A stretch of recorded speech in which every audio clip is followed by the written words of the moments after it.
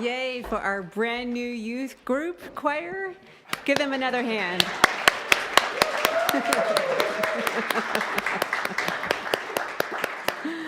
All right, you may take a seat. Welcome to the Universalist Unitarian Church of Farmington. Every day, in every way, we bid you welcome. In this community of radical inclusion, we make space for what you believe, who you are, what you love, and who you love.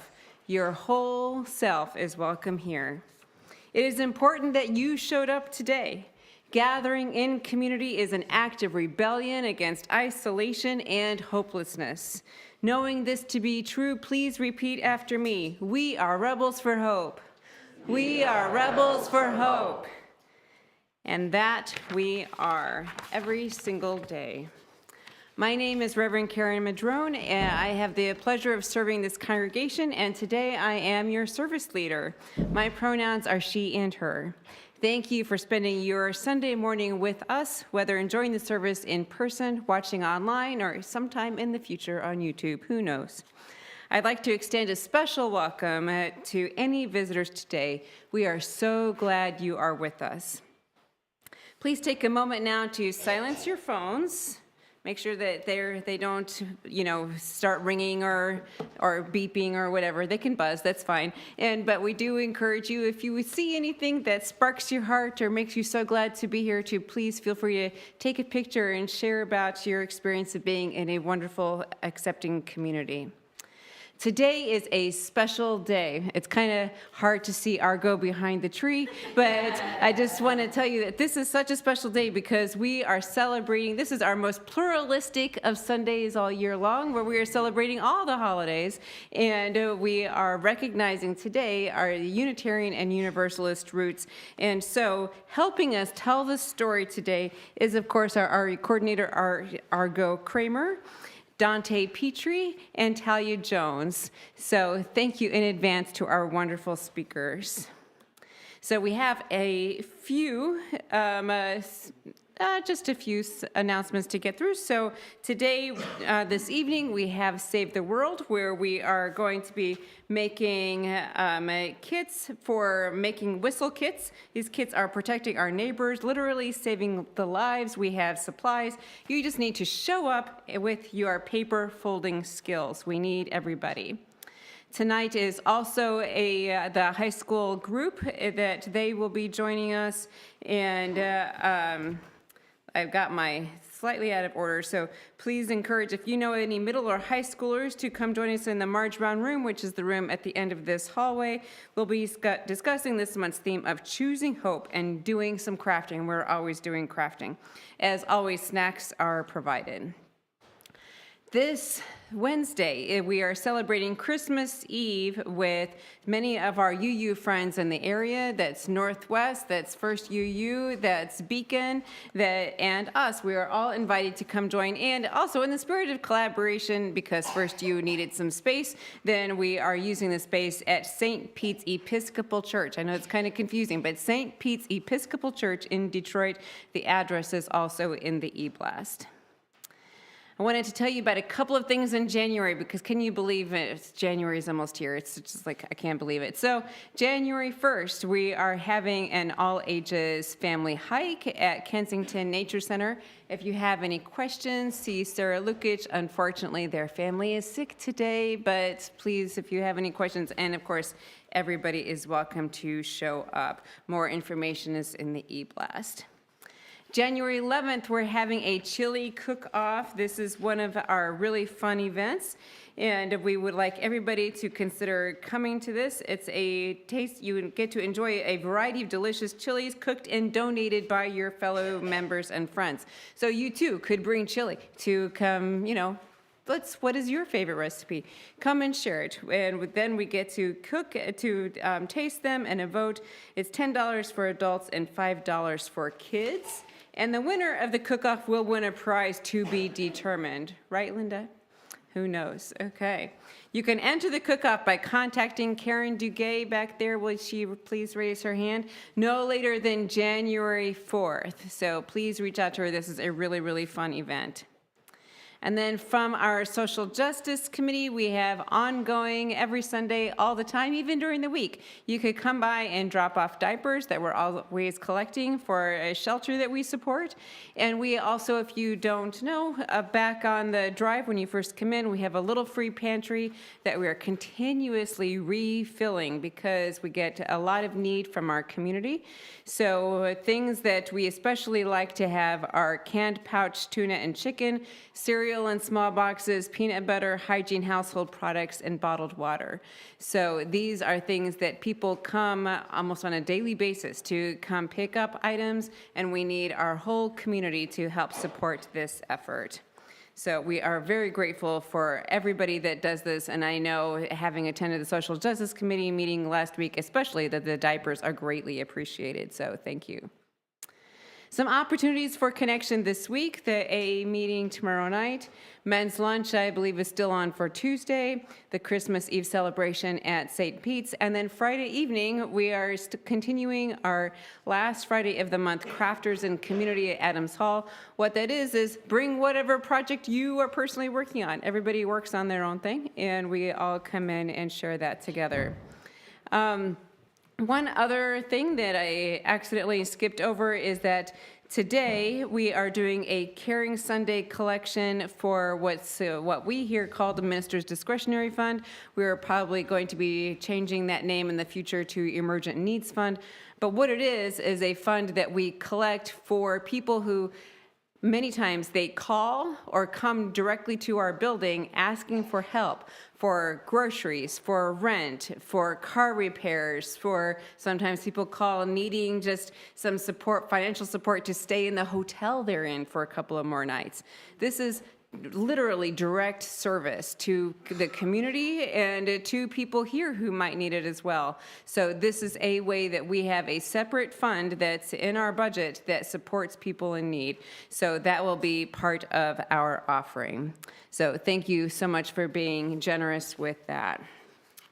So isn't it wonderful that there are so many ways to be connected into this community? Sometimes it feels like a lot, but this is how we support each other and how we live into our values. Let us all take that energy into our worship service here today. And for this service, we will be using pages from a UU Advent calendar created many, many years ago by a man named Ralph Roberts. So the dates on the images you're going to see, we're not doing it in date order, because why? Right? We don't do anything in an order anyway, right? So they're not going to be in order. So just accept that reality. If you're OCD about that, you can let it go. You can work on that. Today we gather to celebrate the season of light. If you notice, there are 3 possibilities of light, just like the song that the kids sang today about this little light of mine. We begin, as many Unitarian Universalists do around the country, by lighting the chalice. So I think we have, okay, go on. We light the chalice for memory and for the promise of returning light, even after the darkest days.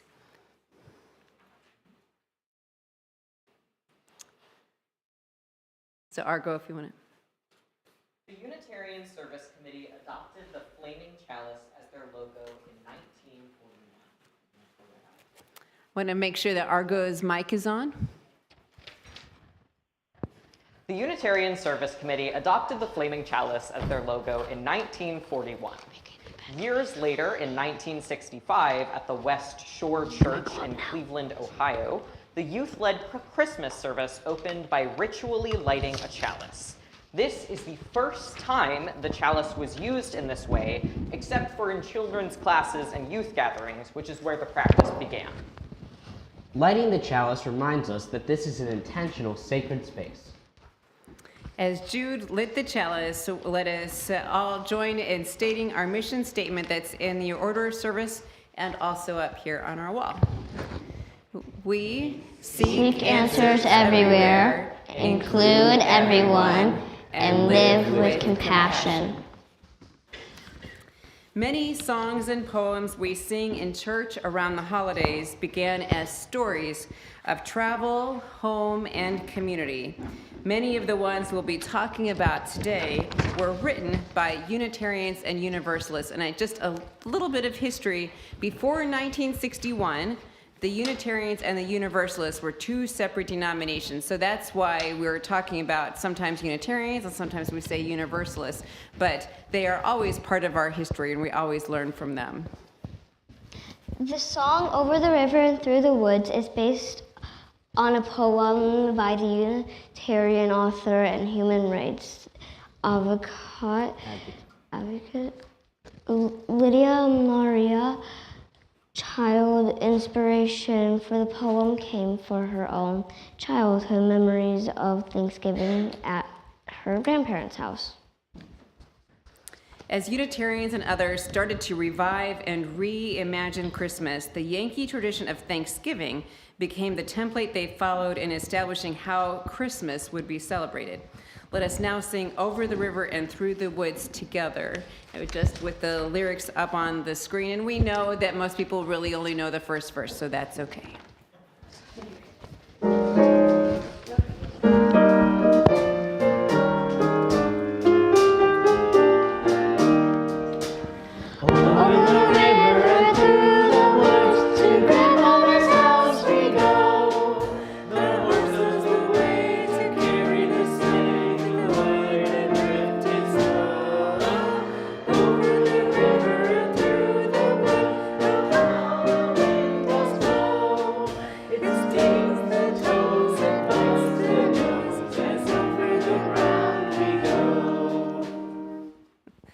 you.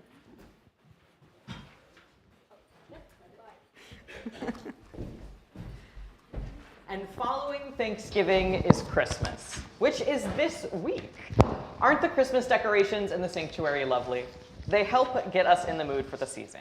Speaking of which, it was a Unitarian minister, Rev. Charles Follen, an ardent abolitionist and believer in religious liberty, who first introduced and popularized decorated indoor Christmas trees to Americans. In 1832, Rev. Charles Follen delighted his son and party guests with a Christmas tree as he had growing up in Germany. They had postponed the festivities until New Year's so that British author and Unitarian Harriet Martineau could attend. Her published account of the evening, perhaps presumptuously, declared the event to be America's introduction to the Christmas tree and quite accurately predicted the popularity of this future custom. Even today, the church named for Reverend Charles Follen, Follen Church Unitarian Universalist in Lexington, Massachusetts, maintains the tradition by operating a free Christmas trees program that allows people to donate Christmas trees to families who otherwise might not afford them. Who's someone else we think of around Christmas time? Maybe someone who brings presents and enjoys milk and cookies? Santa Claus! The Universalist Thomas Nast made over 70 drawings of Santa Claus back in 1863. It's from his drawings that the world was first introduced to a lot of Santa's iconic traits, like wearing a red suit or giving coal to naughty children. He also believed and publicized that Santa Claus does not belong to a single country and is a citizen of the world living at the North Pole. Ho, ho, ho!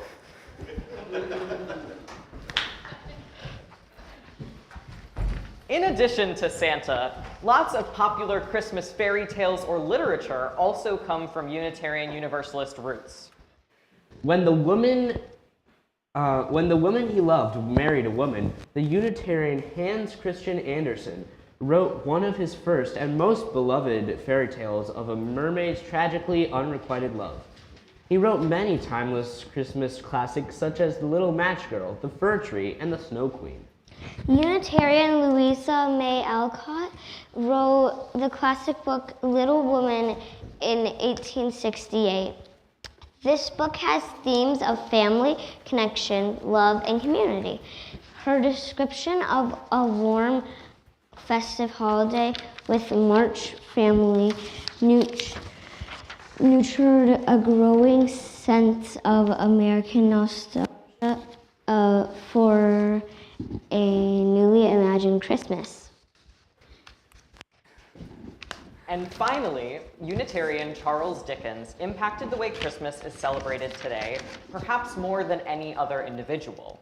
His story, A Christmas Carol, has been credited with popularizing everything from turkey dinners to family gift exchanges. Also notably and influential for its time is that book's story is one of a man's redemption that Dickens shows is accomplished separate from the work of God or the church. Okay, if everyone would have a seat, and then we can move to our joys and sorrows. The reminder of these Unitarians and Universalists from our past reminds us of our connections beyond time and our children and youth bring to the present. Through the sharing of joys and sorrows, we make space every Sunday for authentic and vulnerable sharing, which helps us to build this congregation into the beloved community. We invite you to share what's going on in your life, to name your feelings and the people in your heart in need of prayer, good energy, best wishes, and other help. You are welcome to come up and pick up a stone or stones from the table, infuse or charge it with your joy or sorrow, and place it in the singing bowl where its energy will ripple out to be held by all of us. If you'd like to verbally share something important on your heart, please come up and speak directly into the microphone, stating your name before you begin speaking. All are welcome to participate in any of these ways.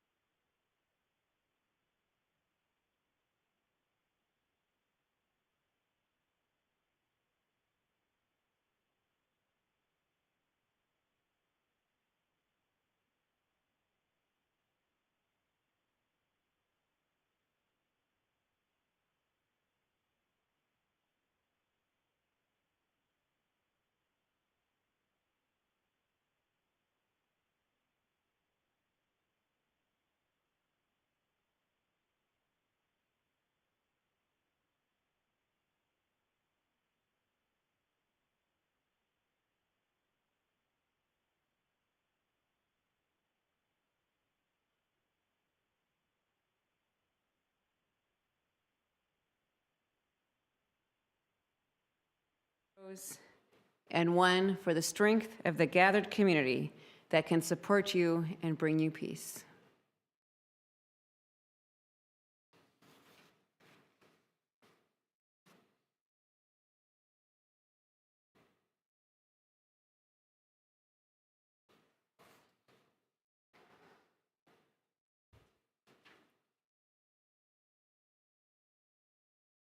Thank you.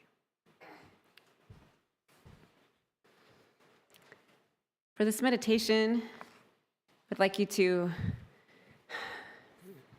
feel how you feel in your body. Notice, are you feeling worried? Maybe you're anxious about something later today or tomorrow. I'd like to remind you that it's kind of like riding a bike. In this moment, you can't do anything about the thing, right? Just try to be here with your energy here in this moment. Breathe down deep into it. Take a deep breath in. And let it go out slowly.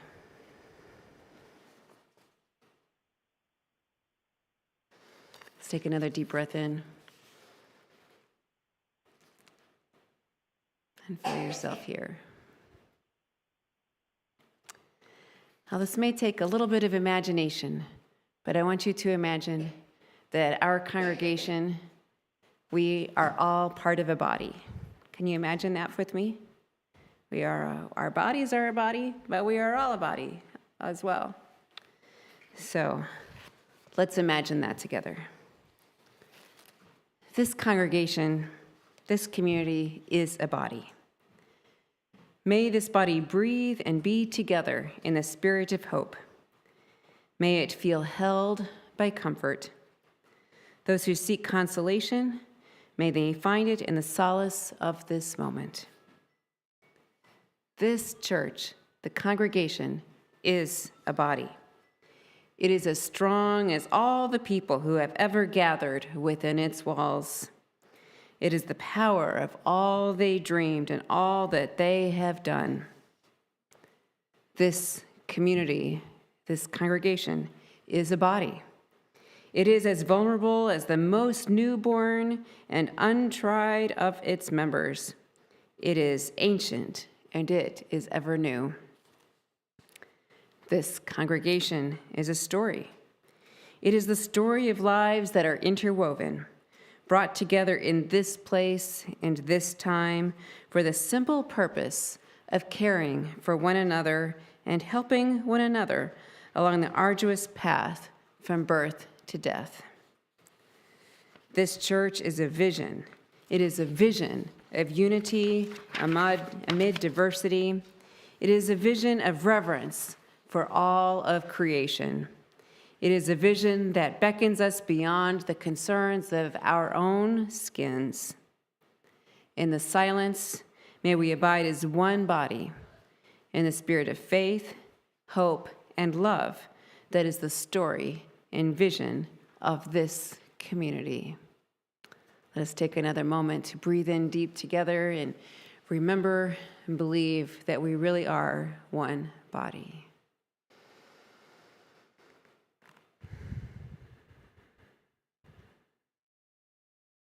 Thank you. Did you know? Wait a minute, is Argo's mic on? I want to make sure. Did you know?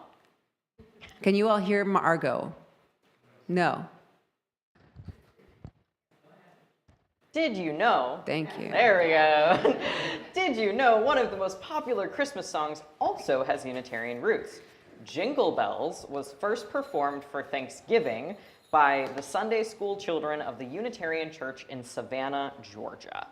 Jingle Bells was published in 1857, but only gained widespread popularity after Bing Crosby performed it in 1934. Now let us join together in singing Jingle Bells, which will also be projected on the screen.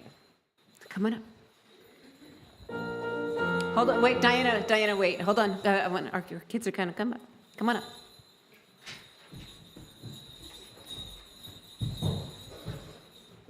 Okay. Go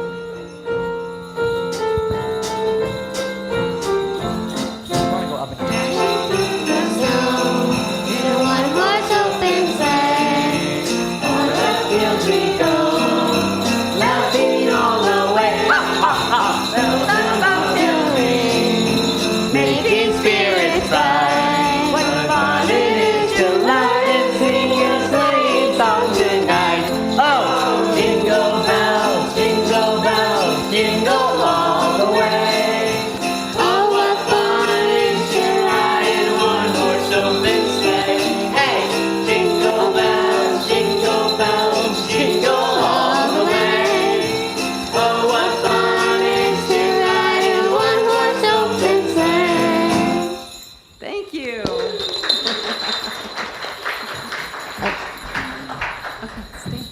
Where do we put it?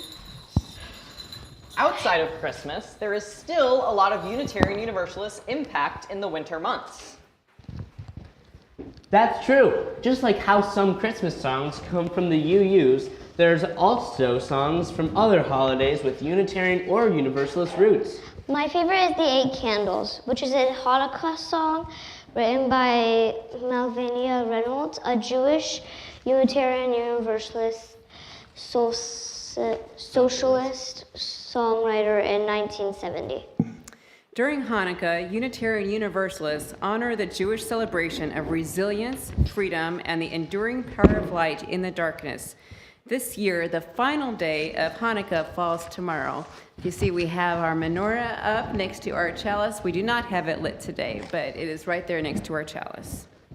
In doing this, we honor the UU value of religious pluralism.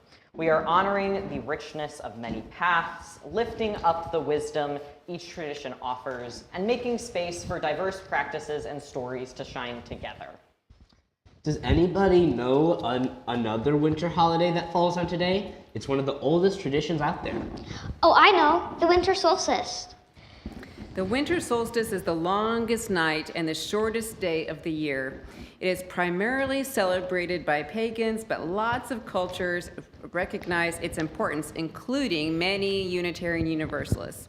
For thousands of years, people around the world have watched the sun begin to return after this night, marking the turning of the year. Many celebrate the solstice with festivals of light, bonfires, candles, lanterns, and songs, hoping for warmth and welcoming the promise that brighter days are coming. In some places, families stay awake late to keep the night company, turning off all the lights and electronics. In others, people share food, gathers with neighbors, tell stories, or decorate with evergreens to remind themselves that even in winter, even in the darkest days, life endures.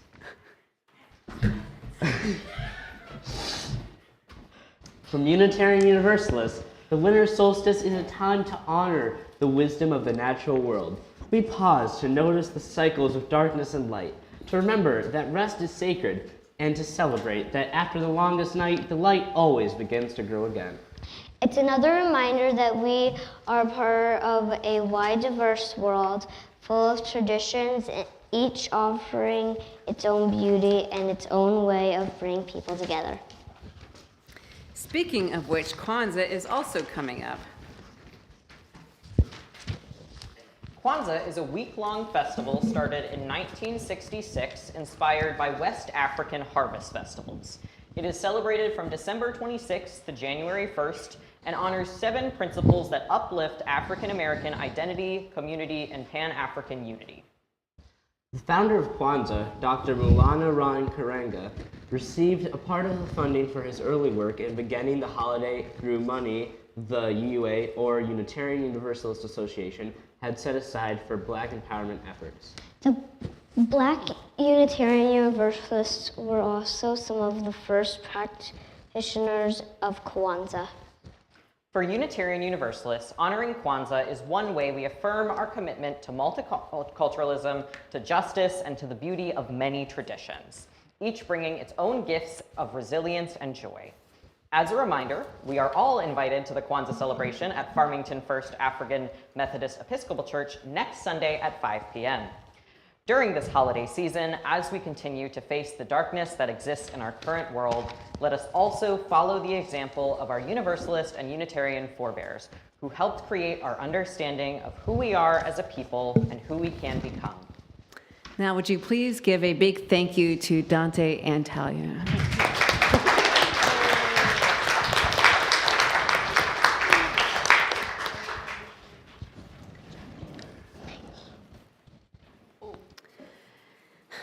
The offering we take each Sunday is an opportunity to recommit to this place and to these people. It is as much a ritual as singing together, lighting our chalice, or reciting our unison affirmation. It is a reminder of that form of love we call generosity. It is how we show that we believe it is important to come together to help our community and to say yes to the values of our faith, past, present, and future. Please remember today that we are also doing a Caring Sunday collection for the Minister's Discretionary Fund, which is direct support for our community. You are now invited to participate in the blessing of giving as the ushers come among you.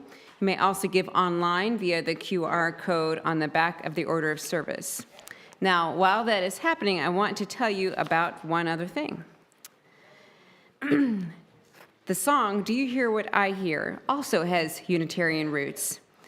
Amid the anxiety of the Cuban Missile Crisis, Unitarian Noel Regney wrote the text for Do You Hear What I Hear as a protest song. We were always protesters. The music was composed by his then-wife, Gloria Shane Baker. The song's allusions to the Bible story of Jesus' birth are so strong that recording artists and the public have always associated it with Christmas. And so Diana is going to play Do You Hear What I Hear? And while she plays, we are going to show a video of our children and youth and their contributions and many of your contributions to the holidays over the many, many years that they have been here. And I bet there are many before our current youth that we could also think of, because it's important to celebrate our past and people that many of us don't even know. But let us remember that our children are both our present and our future. They are our leaders, and we can always learn from them. Thank you.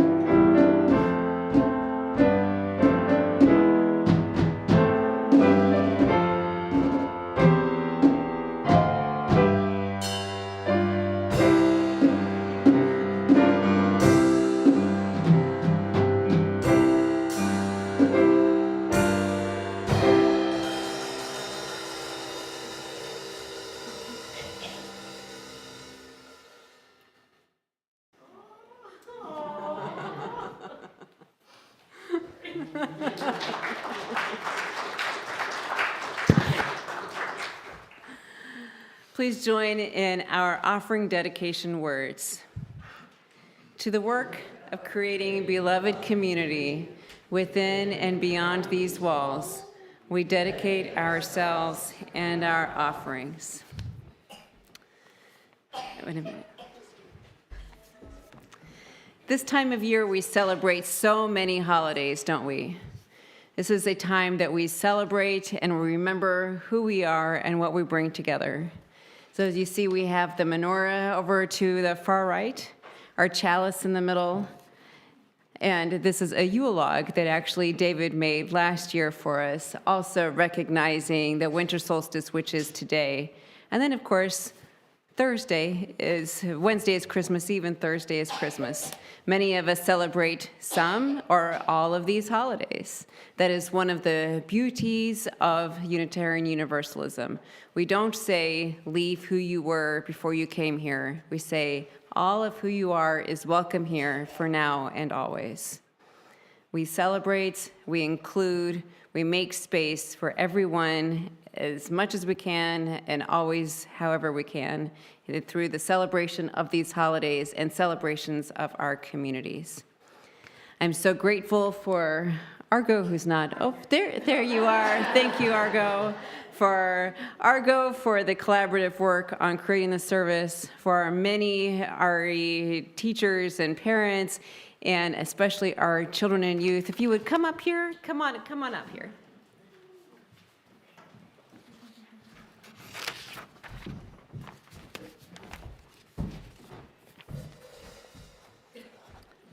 Would you give them a big hand?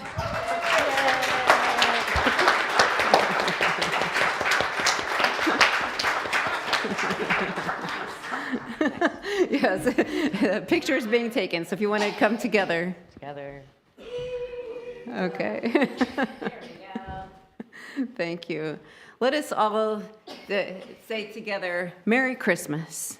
Merry Christmas. Thank you all. And now we're going to, if you want to have a seat, or you can stay up there, that's fine too, sing It Came Upon a Midnight Clear, which is also written by a Unitarian. Can you believe it?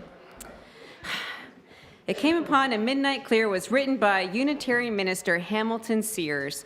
The melancholy carol's conspicuous omission of any reference to Jesus or his birth. Sometimes people are like, what do you mean you celebrate Christmas without Jesus? We do it all the time. Okay. A long history of celebrating Christmas without Jesus. It drew criticism from Orthodox Christians. Ironically, among Sears' Unitarian contemporaries, his theological ideas about Jesus were considered rather old-fashioned. You can never please everybody, right? So, I don't have the number. 244. 244. Please join in singing number 244 in your gray hymnals.